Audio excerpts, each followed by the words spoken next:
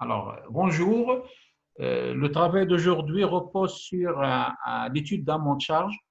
Alors, un exercice de combinatoire fait sous une forme un peu particulière, dans la mesure où vous avez, par exemple, un client qui se propose, qui se présente dans votre entreprise.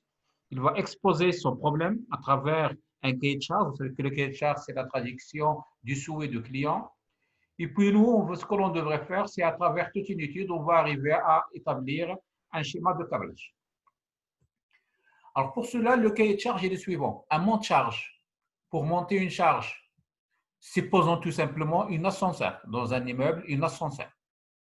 Une mont de charge doit permettre le levage des masses comprises entre 20 et 80 kg. Donc si la masse est comprise entre 20 et 80 kg, le mont de charge peut fonctionner, peut soulever. Imaginez tout simplement un être humain qui pèse entre 20 kg et 80 kg. Je fais juste une simulation. L'ascenseur peut le supporter vers l'eau. Pour cela, il comporte une plateforme reposant sur 3 ressorts. Ils sont là, les 3 ressorts, reposant sur 2 ressorts. Il y a des ressorts.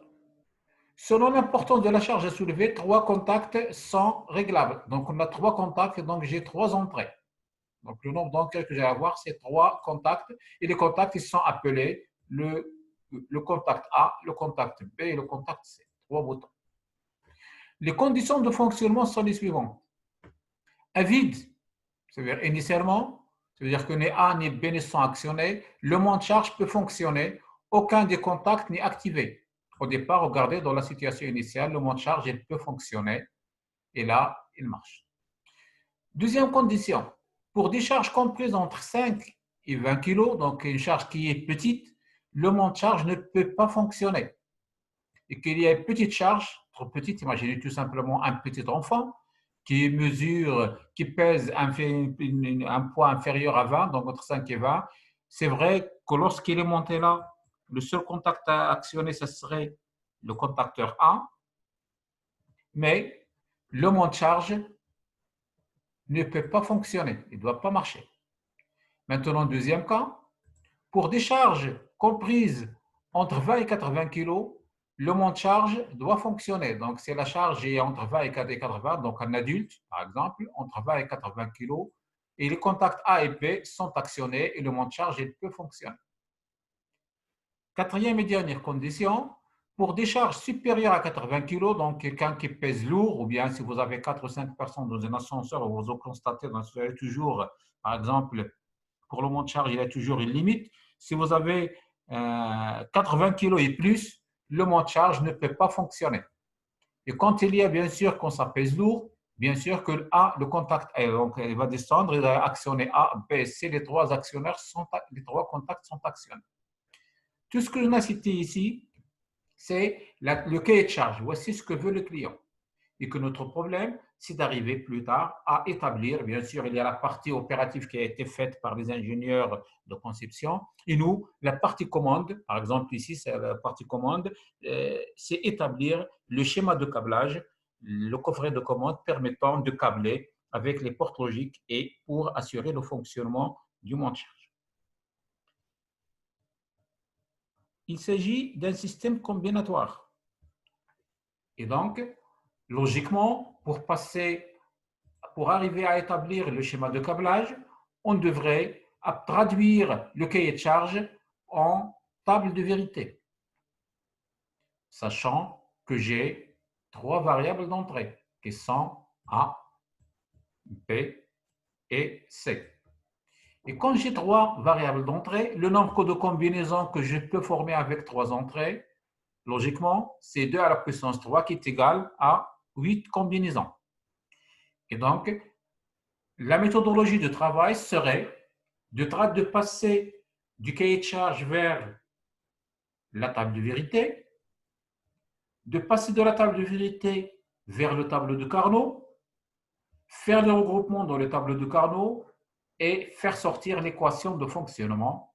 Et à partir de là, on va faire le câblage soit avec un schéma énergique à contact, soit avec un schéma à logigramme. Voici donc la succession des événements. 3 variables d'entrée qui sont APC. Et donc, je devrais écrire toutes les combinaisons possibles. Vous savez qu'avec Une table de vérité qui contient trois variables. Je peux écrire les combinaisons qui sont de la puissance 3 combinaisons, 8 combinaisons dans l'ordre. Donc 0, 1, 10, 11, 100, 101, 110 et 111. J'espère que je n'ai pas sauté de combinaison. Il va y avoir 8 lignes. 1, 2, 3, 4, 5, 6, 7, 8. Alors là, je vous rappelle que dans une table de vérité, je peux compléter par des zéros à gauche. Que dans une table de vérité, 8 combinaisons, vous n'êtes pas obligé de les mettre dans l'autre.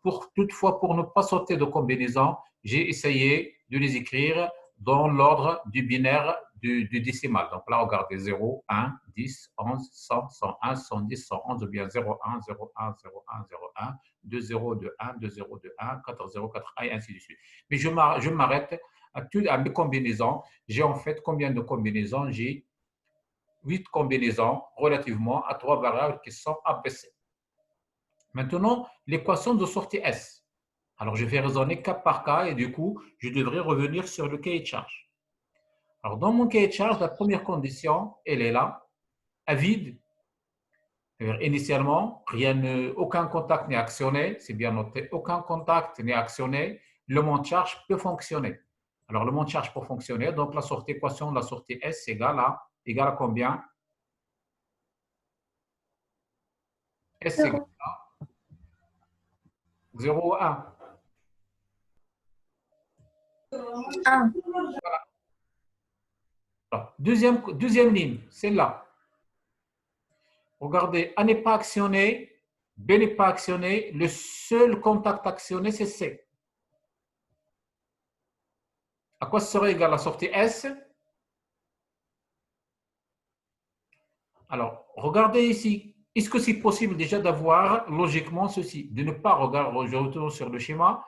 A n'est pas actionné, B n'est actionné, j'actionne uniquement C. C'est impossible. Regardez, quand le monte charge descend pour actionner C, il va actionner A et B. Là, d'après le fonctionnement de la machine, d'après la technologie sur la machine, eh bien, regardez bien, il est impossible d'appuyer sur le bouton C sans avoir appuyé au préalable sur le bouton A et B, vu la façon dont ils sont disposés. Et donc là, c'est une case qui est impossible. Je mettrai des hachures, ça veut dire que c'est impossible. Je peux noter ici, impossibilité technologique. Techniquement, c'est impossible. Impossible. Cette ligne. Alors, dans cette ligne, ce que j'ai, c'est A égale à 0, B égale à 1 et C égale à 0. Est-ce que c'est possible? Non. Regardez, il est impossible d'appuyer uniquement sur B alors que A n'est pas actionné. Donc là, on ne peut jamais avoir A n'est pas actionné, A actionné B. Quand le monte charge descend, il va pour actionner sur B, doit obligatoirement actionner A. Donc là, c'est impossible d'avoir cette case. A n'est pas actionné et uniquement B actionné. Et si n'est pas actionné, même chose, c'est impossible.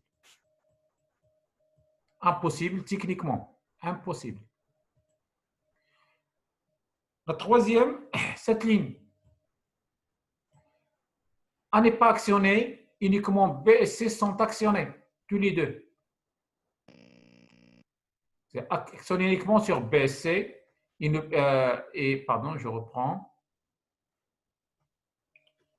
Ne pas actionner A n'est pas actionné uniquement B et C. Là encore, c'est impossible. Pour appuyer sur B et C, quand elle descend, quand celui-là descend, pour actionner B et C, il doit actionner A. Donc, c'est impossible d'avoir une possibilité où A n'est pas actionné et uniquement B et C sont actionnés. Donc, là encore, c'est une case impossible. Donc là, la remarque que je mets ici, il est valable pour ces trois cases. Dans cette case, A égale à 1, B égale à 0, C égale à 0. Est-ce que c'est possible d'abord? Je dirais oui. C'est possible, techniquement, d'appuyer uniquement sur le bouton A tout seul, sans appuyer sur B et C. Mais que va-t-il se passer dans ce cas-là? Alors, je vais revenir dans mon cahier de charge. Regarde cette remarque sur le cahier de charge. Pour des charges comprises entre 5 et 20 kg, le monte charge ne peut fonctionner, ne peut pas fonctionner. Ça veut dire que vous avez une charge qui est trop petite. Si j'ai fait la simulation avec un ascenseur, je veux par exemple que quand il y a un bébé qui rentre dans l'ascenseur, il ne faudrait pas que l'ascenseur puisse marcher. Donc, il ne faut pas que le moins de charge marche. C'est bien noté. Donc là, si uniquement A est actionné, elle est là. Et B, si n'est pas actionné, la sortie S égale à 0. Après, appuyer sur A, ne pas appuyer sur B et avoir uniquement C, là encore, c'est impossible. Regardez techniquement, est-ce que je peux actionner uniquement B sans actionner A et C? Non. Appuyer, quand il descend, pour appuyer uniquement sur B et A n'est pas actionné, C n'est pas actionné, ce n'est pas possible. Et du coup, là encore, c'est une case impossible. Avant-dernière ligne, A égale à 1, B égale à 1 et C égale à 0. Ça veut dire que vous appuyez sur A et B et C n'est pas actionné. Est-ce que ça figure dans le cahier de charge? Oui, regardez, dans le cahier de charge, à ce niveau-là, dans cette remarque sur le cahier de charge, elle est là. Alors, entre 20 et 80 kg, le mont de charge doit fonctionner. A et B sont actionnés. Ça veut dire là que vous avez un poids logique qui est situé entre 20 et 80. Donc, j'appuie sur A et B, C n'est pas actionné et du coup, le mont de charge, il doit fonctionner et la sortie serait égale à 1. Puis la toute dernière ligne, la 8e combinaison, puisque j'ai 3 entrées, donc j'ai écrit les 8 combinaisons. A actionné, B actionné, C actionné. Techniquement, c'est possible, mais ça représente quoi? Ça représente la dernière condition qui est là. Regardez, la 4e condition qui est là.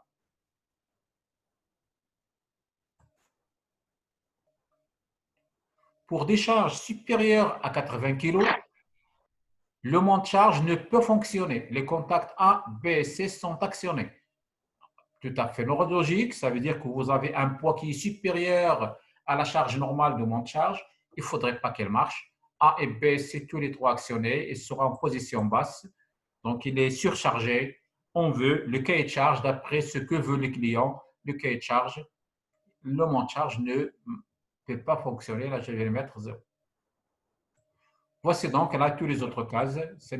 On peut pas les. J'ai 8 combinaisons, donc tout ça, c'est 8. Alors, regardez, un premier bilan, c'est qu'on est passé d'un cahier de charge sous forme d'un texte, sous forme de ce que veut le client, vers, on l'avait traduit, vers une table de vérité.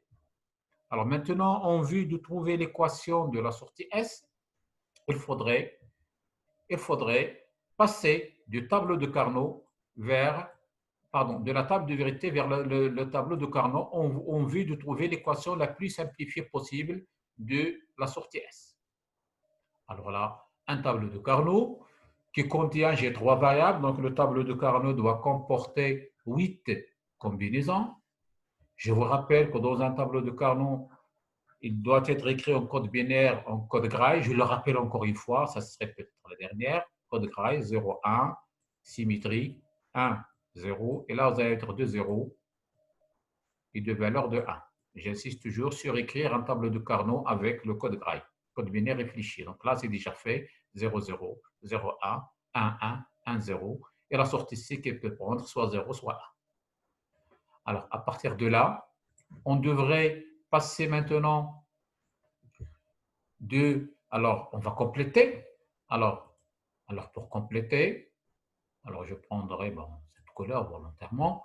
Alors, A égale à 0, B égale à 0, C égale à 0, il est là. A égale à 0, B égale à 0. Donc, la première, c'est A, la deuxième, c'est B. Et là, vous avez C égale à 0. C'est cette case. Et donc, la sortie S égale à 1.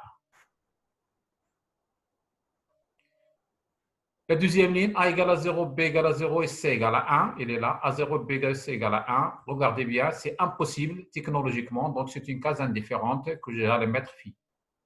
Ce n'est ni 0 ni 1, mais ça peut être soit 0, soit 1. Regardez, c'est impossible techniquement. Cette ligne, A égale à 0, B égale à 1, C égale à 0. Donc 0, 1, et là vous avez 0. C'est aussi impossible. Je mettrai phi. Celle-là, A égale à 0, B égale à 1 et C égale à 1. Elle est là. C'est impossible. Je mettrai ensemble vide ou bien X. C'est une case indifférente. Cette ligne, A égale à 1, B égale à 0 et C égale à 0, elle est là. A égale à 1, et c'est là. A égale à 1, B égale à 0, C égale à 0. La sortie S égale à 0. Ensuite, A égale à 1, B égale à 0 et C égale à 1. Elle est là. Impossible. Alors, dans la case A égale à 1, l'avant-dernière, A égale à 1, B égale à 1 et C égale à 0. Alors, ça va donner combien? Elle est là. Celle-là. Vous allez avoir 1. Et puis la dernière case, A égale à 1, B égale à 1 et C égale à 0. A égale à 1, B égale à C égale à 0. La sortie S égale 0. Voici donc comment on est passé du cahier de charge vers la table de vérité, de la table de vérité vers le tableau de Carnot. Alors maintenant, on devrait faire les regroupements pour trouver l'équation de la sortie S. Ça, c'est le tableau de Carnot de la sortie S. Alors, je vous rappelle les regroupements. Alors, les regroupements, je vous rappelle les différentes règles à respecter dans le tableau de Carnot, à savoir regrouper des cases adjacentes, les cases sont les cases où le passage d'une case à l'autre, une seule variable change, faire le maximum de regroupements possible et regrouper les cases en puissance de 2. Le nombre de cases à regrouper doit être une puissance de 2. Et à la base, je regroupe les 1. Alors, regardez comme je regroupe les 1. Cette valeur de 1, combien je pourrais, alors, comment on peut la faire regrouper? Soit regrouper tout ça, vous allez avoir une équation où il y aura A bar, B bar, C bar, 3 termes. J'essaierai de trouver le minimum de termes, donc j'ai intérêt à faire le maximum de regroupement. Comme vous avez ici une valeur phi, ce n'est pas 0, je peux la considérer cette fois-ci comme étant 1, l'histoire du joker. Donc là, il peut la considérer comme 1 et du coup, je peux regrouper les 4 cases. Voilà, c'est le premier regroupement. Toutes les valeurs de 1 doivent comparaître au moins dans un regroupement, au moins une fois dans un regroupement. Je devrais regrouper cette valeur de 1. Je choisirai une autre couleur, le bleu. Cette valeur de 1, je ne peux pas la regrouper avec 0. Je la regroupe avec celle-là. Je n'ai pas le droit de regrouper 3. 3 n'est pas une puissance de 2. Je n'ai pas le droit de regrouper les 4 parce que là, vous avez 0. Donc, je regroupe uniquement ces deux valeurs de 1. 1 avec phi pour avoir le maximum de cases possibles. Alors maintenant, déterminer l'équation booléenne, ça veut dire avec l'algèbre de Boole, l'équation du circuit qui assure qui autorisant le fonctionnement de le mont de charge. Alors la sortie S égale, alors j'ai deux couleurs, j'ai un regroupement bleu. Alors à l'intérieur du regroupement bleu, je vous rappelle que pour trouver l'équation, quelle est la variable qui n'a pas changé à l'intérieur du regroupement? Alors, la variable qui n'a pas changé à l'intérieur du regroupement, c'est A. Regardez, A, elle était à 0, elle est passée à 1, je vais le rejeter. Par contre, B, elle était à 1, elle reste à 1, oui. Donc là, le A, je l'évite. Par contre, le B, elle reste à 1, donc je mettrai B. Mais aussi, suivant la ligne, si elle était à 0, elle reste à 0, je mettrai bar. Donc B, c'est bar. Ou encore, à l'intérieur du regroupement rouge, celui-là, dans le regroupement rouge, quelle est la variable qui n'a pas changé? Alors, regardez, A, elle était à 0, elle reste à 0. Regardez, elle était à 0, elle reste à 0 dans ce regroupement. Je vais le garder, donc c'est le A bar. Et en même temps, regardez, B, il était à 0, elle passe à 1. Je vais l'exclure. C, à l'intérieur du regroupement rouge, il était à 0, il est passé à 1, je vais l'exclure. Donc, ce qui va rester, mon équation, elle est là. C'est que S égale BC bar ou A bar.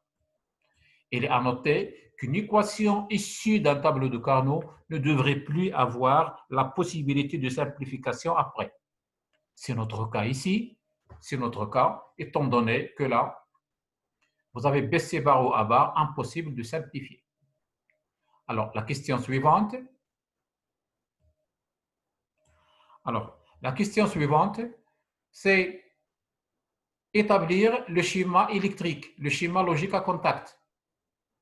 Et après, question 4, on va faire le logigramme. Maintenant, je vais faire l'équation, le schéma de câblage. Et après, on va passer dans un labo normalement, ou bien un logiciel de simulation, comme je l'ai dit avec la PC, et si possible, il y a un logiciel Crocodile Clips avec lequel on fait ce genre de câblage, ça va même nous permettre de vérifier si vous appuyez sur A et par exemple ici, vérifier que c'est quand A égale à 1, B égale à 0 et C égale à 0, la lampe ne doit pas s'allumer.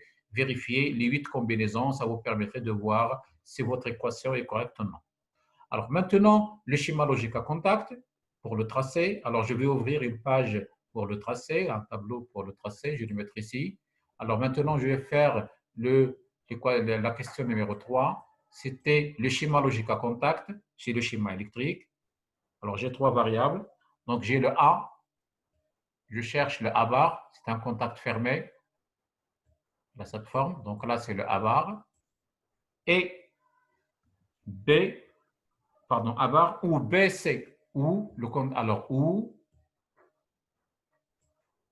B, elle est là. Quand c'est ouvert comme ça, c'est B. Si vous fermez comme ça, c'est B bar. Et C bar.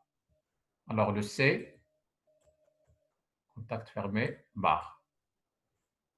Quand vous avez un OU, ça va être un montage en parallèle. Et là, vous allez avoir l'équation de votre sortie S. Alors la sortie S, je vous rappelle, S égale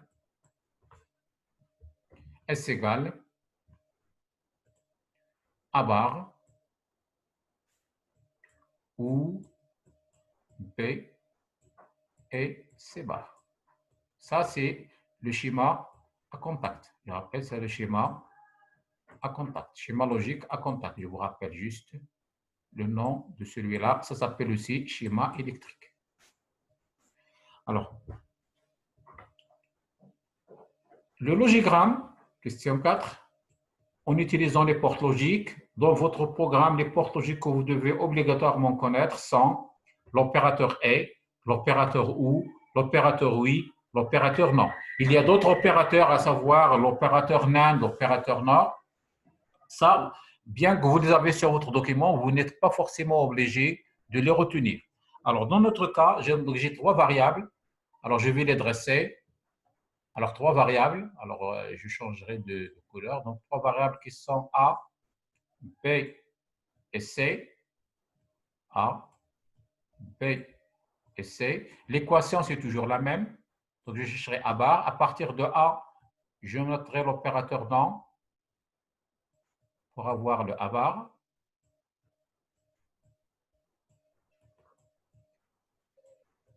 Ou B et C bar. Donc, je vais partir vers un opérateur ou plus tard. On va avoir ici B et C bar. Vous allez avoir B. À partir de C, je devrais avoir le C bar, un opérateur non. Donc là, vous allez avoir C bar. Ceci, je le mettrai à l'intérieur de mon opérateur A.